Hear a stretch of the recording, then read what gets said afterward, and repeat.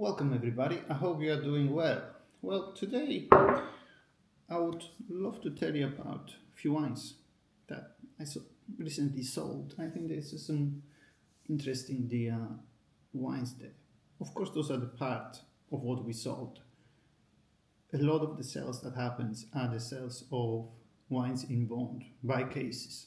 Those are some of the sort of highlights of couple of weeks, but I think there are some wines that are worth looking into. We start with this beautiful pair of Barolos of my two favorite producers, Rinaldi Trentine 2017 and Giacomo Dia Conterno 2016, which is phenomenal, Ceretta. I think both those are some of my favorite producers. I love Rinaldi for their texture. They tend to be mid-palate feel, these wines have, that actually helps them to be enjoyable a little bit earlier, and there's that sort of textural element, that tenderness in texture, which is not very often found in Barolos because, as you well know, they have high acidity, high alcohol, and high tannin levels. Phenomenal. And then Conterno. Well, Conterno did push this barrier of bottle of Italian wine being selling for over £1,000 a bottle, and that's thanks to the Monfortino, which is not produced every year. They're only produced in the years when Giacomo Conterno is happy with the fruit. Ceretta, phenomenal. This is great. I always find them more marked minerally, with more sort of this really narrow but extremely fine and deep mineral spiciness. Both great. Both at great price. £300 each, including VAT. I think in world of fine wines, you can't get top the Burgundy, or Burgundy you can forget about. You can get even top Bordeaux at that price, but you can get top the Barolo. And again, of course, one other element as well here is they're still youthful relative terms, but they're decade old, so there's no crime in drinking them. Of course, they need another 10, 20 years. Now, we move to another region. As you well know, LJK Wine specializes in Burgundy, and probably 90% of what we do is Burgundy.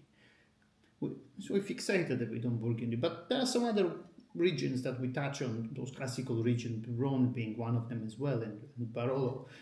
From Rhône, 2012. The Rayas Blanc.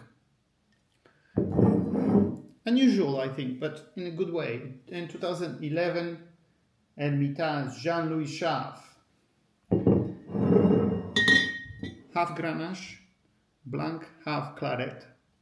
Great, very nicely rounded and built and structured wines. Beautiful, this sort of minerality is not as flinty as you find it in white Burgundy. I find them more of a sandy, wet sand minerals. So it's a bit of a different overall structure. However, if you're looking for different impression, although same qualitatively wine as Grand Cru White Burgundy, I think Rayas Blanc is the wine to go for. Pricey though, but I think worth giving a go. That's 2012 was £550. I think Chave doesn't need much of an introduction. In fact, Vigneron de Père et Fille depuis 1481. That tells you all you really need to know about these wines. What this translates to as the Vigneron from father to son since 1481. 11 or 12 generation. I think clear icon, best textbook Syrah. They're phenomenal, and they're extremely long-lived wines. This is 15 years old and still very youthful. Beautiful expression, very deep, concentrated, dense wines, but there's lots of this sort of savory, bloody, peppery, earthy minerality in a very characterful wine. Phenomenal. Love them. Now, those are the... Let's move into Burgundies now. Oh, there's salt. Well, there's two. Okay, great. Check these wines out. Robert Siroc, 2019, Petit Mont, Premier Cru, one of the top Premier Cru. Very good wines, very well made, priced extremely modestly. Very, very affordable, if you can call that, but very well put together, gives you the impression what really Fats is all about. This was £150.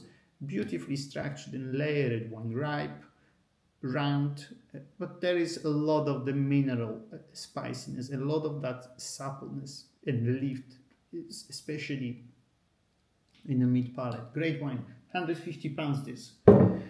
Second one is the Premier Cru as well, and it's the Premier Cru that, well, excites a lot of people, and I think for the right reason. So this is the Chambolle-Musigny Les Amoureux, 2022. Jacques-Frédéric Mugnier. I work with Freddy Mugnier. Harvest, this was my first harvest in Burgundy in 2018. Beautiful piece of the land. He's got half a hectare planted in the 60s. Mugnier makes the wines that are very delicate and extremely fragrant, lightly extracted, 20% new oak, old stem. I think that tend to complement this sort of the elegance and florality of Chambolle. This is phenomenal, 2022. One interesting as well story I learned from Freddy Mugnier. As you well know, there are 3 great vineyards in Chambolle-Musigny. There are 2 Grand Crus on each side of the village. There's Musigny, which is the best terroir alongside Romane Conti, La Romane, Morasche and so on. And on the other side of the village is Blanc.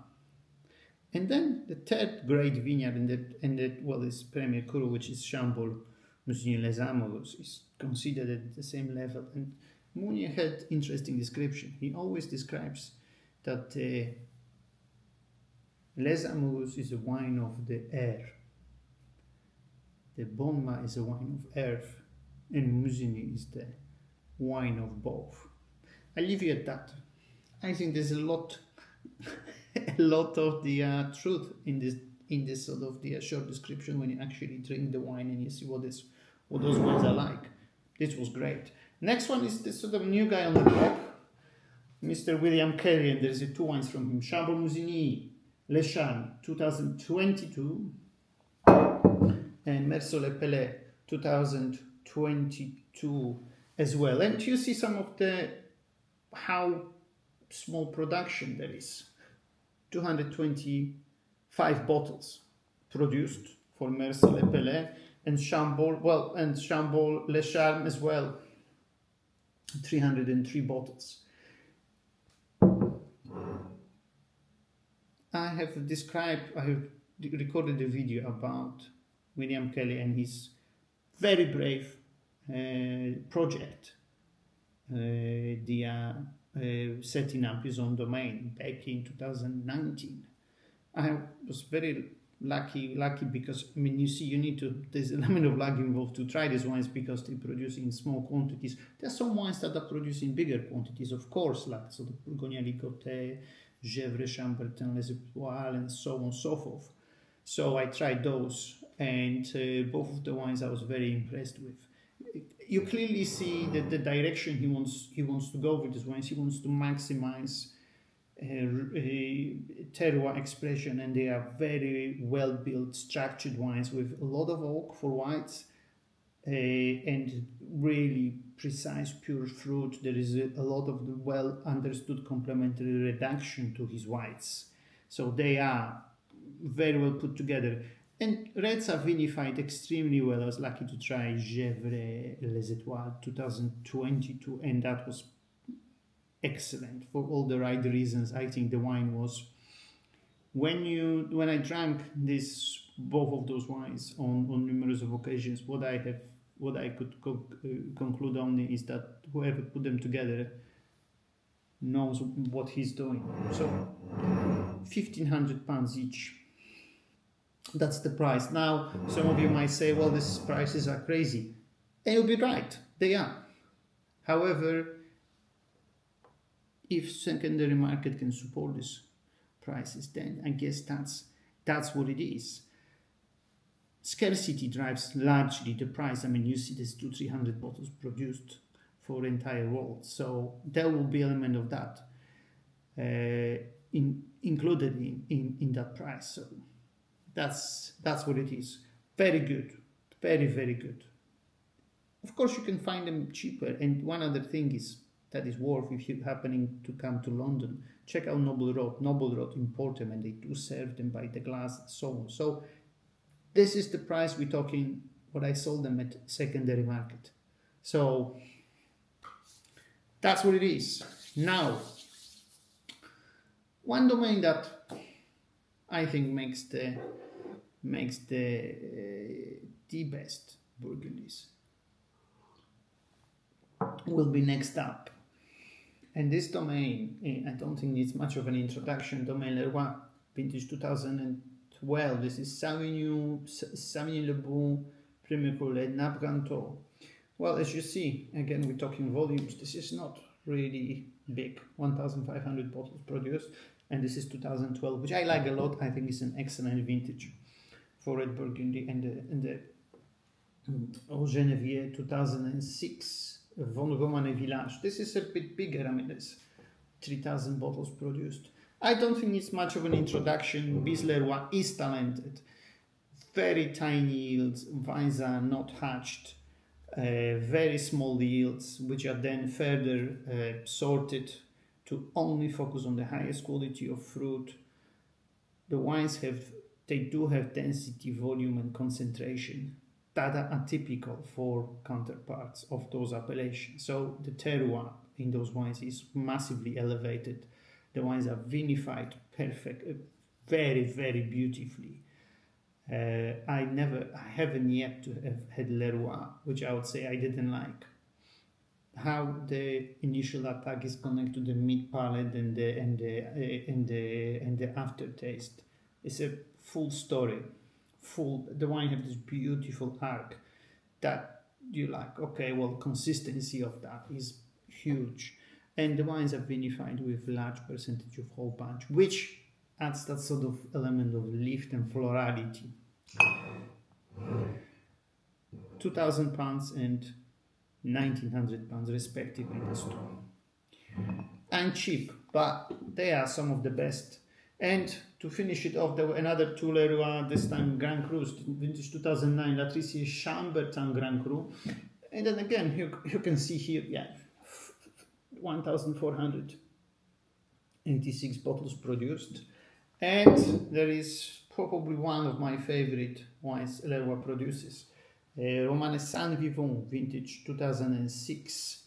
As well, and that tells you as well what is interesting is the volume of bottle produced, 1,506. This comes from the 1 hectare.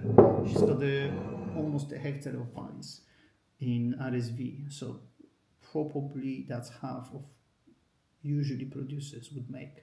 One element as well, what I really like with Leroy, is a masterclass of marketing. Look at this bottle. I think there's everything on this bottle is absolutely pristine.